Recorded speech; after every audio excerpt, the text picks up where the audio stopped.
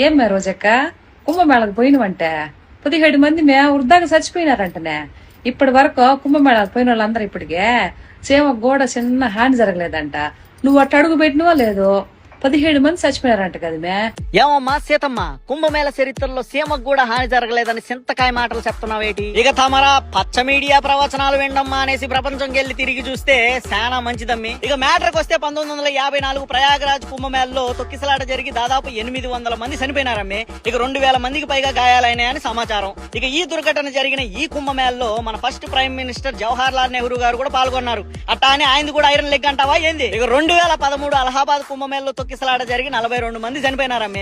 ఇక 45 మంది దాకా గాయాల పాలైనారని సమాచారం. ఇక ఈ దుర్ఘటన జరిగిన ఈ కుంభమేళలో ఏకంగా మన అనిల్ అంబానీ గారు అలాగే నరేంద్ర మోడీ గారు కూడా పాల్గొన్నారు. అట్టాని వాళ్ళు కూడా ఐరన్ లెగ్స్ అంటావా ఏంది? చూడమ్మి, కుంభమేళ అన్నాక కోట్లాది మంది జనాలు తరలి వస్తారు. తొక్కిసలాట జరగకుండా తగిన జాగ్రత్తలు తీసుకుని ప్రజలకు రక్షణ కల్పించడం ప్రభుత్వం బాధ్యత.